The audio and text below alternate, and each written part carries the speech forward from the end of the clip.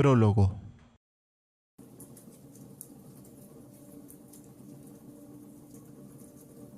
Hace mucho tiempo atrás, la tierra, donde hoy habitamos, había sido creada por la gracia de Eloa, una deidad que hasta el día de hoy se le conoce como el Señor de los Ejércitos. En los planes del Altísimo Eloa estaba crear vida dentro de su maravillosa obra, y así los seres humanos fueron creados. Se les dio vida para trabajar y embellecer a la creación. Algunos humanos eran más bendecidos que otros, quizás porque eran de intenciones puras, y esto era agradable para el Señor de los Ejércitos. Con el tiempo, aquellos que trabajaban sus tierras prosperaban considerablemente, mientras que otros corrompieron la creación. Mataban animales al punto de extinguir especies, devoraban los frutos de árboles sagrados que debían respetarse. No bastaba con cortar sus frutos, los árboles fueron derribados de raíz para construir sus fortalezas. Cuando este grupo de insubordinados arrasaron con toda la vida en sus tierras, invadieron a los justos, a aquellos que contaban con la bendición del Altísimo Padre. Cada hombre recibe lo que merece, pero hay otros que creen tener más experiencia en este viaje que se llama vida. El ser humano aprendió que podía obtener todo lo que quisiera con tan solo tomarlo. Ya no clamaban al Padre para implorar por sus bendiciones. El amor, devoción y respeto por Dios se había perdido. Viejas costumbres que las nuevas generaciones olvidaron. Matar, robar, era la nueva forma de vida de los sacrílegos. Esta nueva era oscura fue el inicio del fin. La armonía es el balance vital para que todo lleve un orden natural según su creador. Así como cada depredador tiene su presa, todo regresa a su origen para convertirse en polvo, pero este ciclo no se cumple si el balance es alterado. La luz trae la oscuridad. Así como existen mares, existen los desiertos. Así como existe el día, existe la noche. Esta nueva era le había dado el poder para manifestarse dentro de la creación, y así la oscuridad llegó. Dentro de la creación, la oscuridad se hizo eterna. Aquel ser no poseía un aspecto físico, pero las personas podían sentir su aterradora presencia. El nigromante utilizaba a los humanos para poder materializarse completamente en este plano. La creación del Padre estaba siendo exterminada. Los humanos comprendieron que habían cosas que estaban fuera de su entendimiento y seres a los cuales no podían enfrentar. Los hombres, al borde de la extinción, no tuvieron más que recurrir al Altísimo Padre. Algunos ruegos eran vacíos, pues salían de corazones negros y duros como roca. Otros eran tan puros como la esencia de la creación misma. El Señor de los Ejércitos les respondió que Aldir era un ser protector, cuya divinidad lo hacía un enemigo formidable para las sombras. Había sido creado con el único propósito de proteger a la creación y a toda la vida dentro de esta. En cuanto el protector llegó a la creación, la oscuridad se despejó, las tinieblas se desvanecieron y abrió paso a un reluciente cielo azul. El intercesor poseía una armadura dorada como el sol. Cualquier ser que se presentara frente a él perdía su vista. Su armadura era tan reluciente que difícilmente podrías ver su verdadero aspecto. La oscuridad no era rival para este gallardo adversario. Al verse vulnerable ante tan formidable enemigo, las tinieblas sedujeron a Aldir. Le mostró que la humanidad podría llegar a temerle más que al Altísimo Padre. También lo engañó diciéndole que su conquista no traería repercusiones, y como resultado de tan sublimes promesas, el protector sucumbió a sus persuasivas palabras llenas de mentiras y conquistó la tierra. Aldir y la oscuridad querían demostrarle al Altísimo Padre que ellos también eran capaces de crear vida. La oscuridad encontró en la divinidad de Aldir lo que se necesitaba para crear seres vivientes, pero el resultado fue una maldición a los hombres. Sus creaciones parecían salir de los confines más oscuros de la tierra. Tenían grandes cuernos ondulados, sus rostros eran como el de los hombres,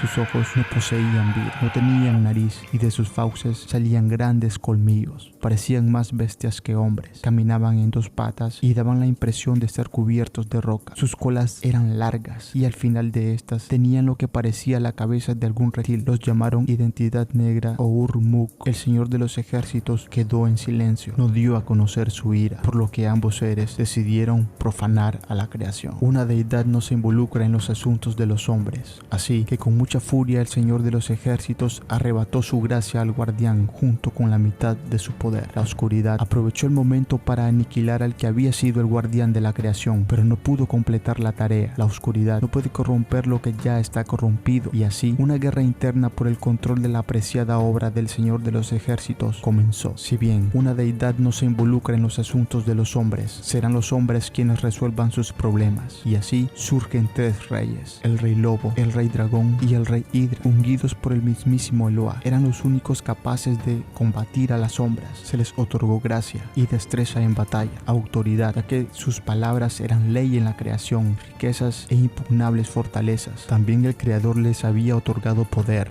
un misterioso poder divino que brotaba a través de bestias que el Señor de los ejércitos les obsequió como prueba de su pacto: un fiero lobo, un majestuoso dragón y una aterradora hidra. Por último, bendijo las tierras de uno de los 3 reyes con un material capaz de aniquilar cualquier ser vivo. Se dice que este místico material era capaz de matar a un dios. Dralicio, así se nombró el extraño material de origen divino, de lo que un día fue el guardián de la creación. Ya no quedaba nada. Su armadura se había tornado oscura y su brillo se había apagado y consumido por oscuras llamas negras, tan negras como las tinieblas del abismo. Su hermosa apariencia humana había sido reemplazada por lo que parecía una osamenta envuelta en espeso humo. Señor Oscuro, ese era su nuevo nombre. El Señor Oscuro era consciente que por sí solo no era capaz de derrotar a los 3 reyes, así que creó su propio rey. Él lo llamó el Rey Oscuro. El devastador poderío de los reyes fue tal que se cegaron de poder, ebrios de fuerza, declararon la guerra a pueblos que se asentaban en distintos territorios, con el único objetivo que sus naciones crecieran en extensión y fuerza. Cuando los reyes se enteraron del místico metal de origen divino, cuyas propiedades eran capaces de matar a un dios, la famosa guerra de los 3 reyes empezó. No bastaba con poseer grandes y extensos territorios, tampoco se les era suficiente ser señores de un vasto número de casas que luchaban sus guerras. Los reyes querían destronarse entre ellos. Solo uno debía dominar aquella tierra. Con esto se confirma que nuestra humanidad reside en las decisiones erróneas que tomamos, ya que de ser perfectos seríamos dioses. La guerra de los 3 reyes dejó daños irreparables en la creación del Altísimo Padre. Muchos inocentes murieron por la ambición de unos pocos. El Señor Oscuro acabó y extinguió el reino de Spirit Paz junto con su rey y su temible hidra. El desconocido y devastador poder de las tinieblas fue capaz de aniquilar todas las cabezas de esta mítica criatura. Los demás reyes también murieron. Se dice que el majestuoso Nilrang el Destructor yace atravesado con una enorme lanza en su corazón. Reposa en el torreón principal del castillo del Rey Oscuro, en el reino de Dusben. Un sinnúmero de historias se cuentan del popular Rey Lobo. Era el rey más querido. Lamentablemente pereció en la guerra de los 3 reyes. Se dice que su fiero lobo, Hedrak, aún deambula por los caminos de esta tierra, esperando el retorno de su señor.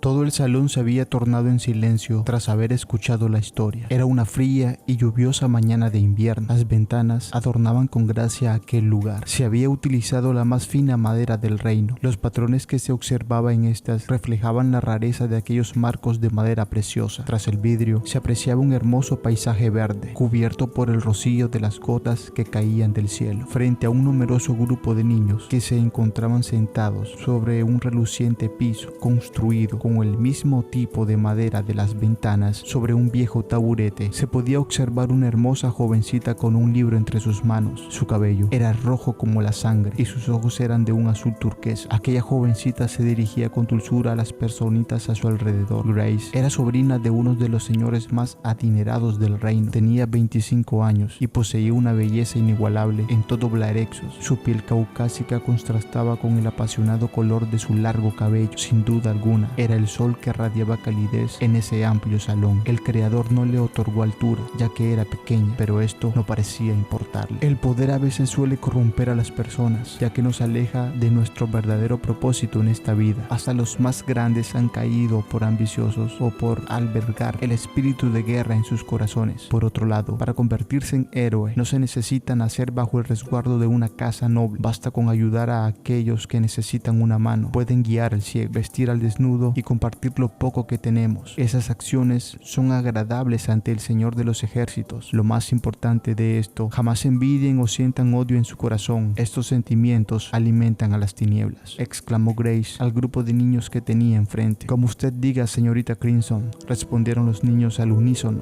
El reino de los últimos reyes era el reino que se había constituido luego de la guerra de los 3 reyes. Las antiguas fortalezas de los legendarios monarcas habían quedado devastadas, otras totalmente totalmente inhabitables. Así que se formó esta nueva nación. Como parte del pacto, se estableció que ningún rey gobernaría el nuevo reino. Este sería gobernado por un grupo de regentes. El grupo de personas encargadas de velar por el reino estaba formado únicamente por el alto clero y alta nobleza. Estos velaban exclusivamente por las necesidades de su misma clase social. Los ciudadanos del reino no tenían las mismas oportunidades que los señores. Así que Grace decidió tomar el control de aquel lugar, pese a las advertencias de su tío. Espíritus Afines era lo suficientemente grande para resguardar a muchas personas. Ante los ojos de cualquier señor que habitara en un castillo, solo sería una modesta choza. El lugar era completamente cuadrado. Contaba con una segunda planta, de la cual sobresalía una terraza bastante elegante. La mayor parte de esta construcción estaba hecha de madera, a excepción de los pilares, que estaban construidos de ladrillos y algún tipo de hormigón formado por cal y ceniza volcánica. En los costados del primer piso podía apreciarse una fila de ventanas. En la parte frontal, donde se ubicaba la puerta principal, tenía un porche en el cual utilizaron las columnas de la terraza de la parte de arriba. El techo era la maravilla de esta construcción, construido también de madera. Estaba reforzado con algún tipo de material que lo hacía totalmente impenetrable a la humedad. Este descendía por capas, 3 para ser exacto, y le daban una apariencia bastante inusual. Espíritus Afines daba techo y comida a los pobladores que no poseían casa ni alimentos. También impartían clases a un numeroso grupo de niños. Algunos habitaban en el centro, otros llegaban por las lecciones y las raciones de comida. La mañana había transcurrido. Luego de una sencilla pero deliciosa merienda, Grace y los demás corrían de un lado para otro dentro de aquel espacioso salón. De repente, la voz de un hombre resonó en la habitación. «Señorita Crimson, solicitan su presencia», dijo el conductor del carruaje a Grace. Aquel hombre era alto y curiosamente delgado. Se podía observar que intentaba dejar crecer su barba, aunque solo poseía un par de vellos en la barbilla y bigote. Tenía una mirada agradable. Era un hombre de confianza dentro de la casa Crimson.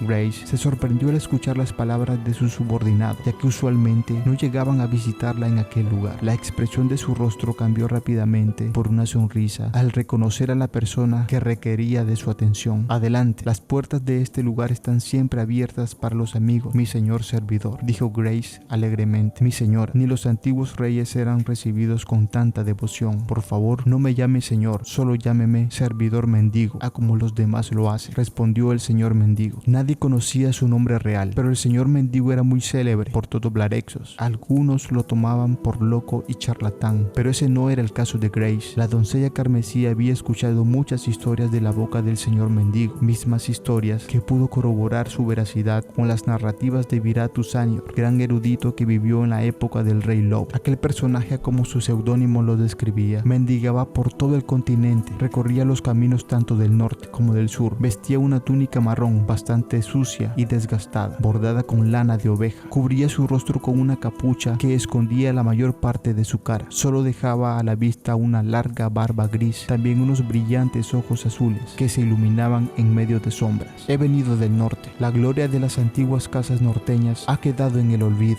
como muchos han olvidado a su antiguo rey y a su majestuosa bestia. Los actuales lobos roban y matan a su misma gente», dijo el señor mendigo mientras escupió tras pronunciar dichas palabras. «Los herederos del antiguo rey solapan las insolencias de los duendes, los usurpadores que aniquilaron una orgullosa y honorable casa con tal de apropiarse de sus tierras y fortalezas. Pero fueron otros asuntos los que me llevaron al septentrión. Una pequeña villa cerca de la fortaleza Tierra de Piedras estaba siendo atormentada por una criatura monstruosa. Los pobladores lo llamaban el Can del Maligno. Conozco esa criatura, más negra que la noche y más letal que cualquier fiera salvaje. A simple vista te parecería un lobo cualquiera, pero sus ojos son rojos como dos tizones. Las costillas pueden observarse en su torso y es capaz de aumentar su tamaño en un parpadeo. Se alimenta de todo lo que se mueva, pero le encanta devorar hombres. Fui testigo de su aterradora forma cuando destrozó con sus filosas garras una de las chozas de la villa. Entró y devoró únicamente el corazón de aquel pobre hombre. A la mujer la arrastró con bebé en brazos. Seguimos sus rastros. No fue difícil. Solo seguíamos el hilo de sangre que dejaba el cuerpo de aquella desafortunada mujer. Logramos encontrarlos, pero ya era demasiado tarde para la madre. Aquella bestia bestia devoraba lo poco que quedaba de ella. Había dejado al bebé para el final, al igual que los más finos festines. Éramos pocos, solo unos cuantos granjeros armados con hacha y picos, pero no seríamos mejores que aquella bestia si abandonábamos a aquella criatura de pocos meses de vida a su suerte. Moriríamos juntos, pensé. Cuando la bestia se lanzó contra nosotros, apareció. Creí que sería Hedrak, pero no. Mi señor Eloa nos había mandado un guardián. Era imponente como la bestia del rey lobo, blanco como la nieve, y sus ojos eran azules, como el azul del mar. Era bastante parecido al Can del maligno, pero este representaba todo lo contrario. Su sola presencia llenó de luz aquel escenario oscuro y sombrío. El olor a azufre y muerte se había disipado por un olor celestial, aún siendo solo una bestia. Guardián blanco, así lo llamamos. Las bestias forcejearon y se lanzaban zarpazos y mordiscos en dirección a sus cuellos. En un instante el blanco emitió un fuerte destello de su ser, dándole la ventaja, remató al negro. Todos fuimos testigos como el Can del maligno se entumeció. Parecía un cachorro ante nuestros ojos, pero el blanco no lo asesinó. Solo mi señor Eloa sabrá los planes que tendrá para esa bestia. El guardián blanco nos echó un vistazo y luego se adentró en el oscuro bosque. Podrían parecer canes o lobos, pero no aullaban, tampoco ladraban. Misteriosas son las criaturas de mi señor, dijo el señor mendigo. Grace había quedado maravillada con tan asombrosa historia, aunque también le causaba terror el saber que bestias extrañas recorrían Blarexos. Al igual que su difunto hermano Galan el Rojo, ella soñaba con surcar los cielos al lomo de un dragón, pero el dragón había muerto en la guerra de los 3 reyes, y aunque en el reino habían rumores de gente que afirmaban haber visto un dragón, jamás se logró comprobar la existencia de este. La doncella carmesí sirvió diversos platillos al señor mendigo. Este comió hasta saciarse. La tarde les cayó sin previo aviso. Susurro de mar. Era un pueblo costero. Sus atardeceres eran de ensueños, y el sonido de las salvajes olas del mar de Salgar retumbaban bulliciosamente por toda la aldea. Fin del prólogo.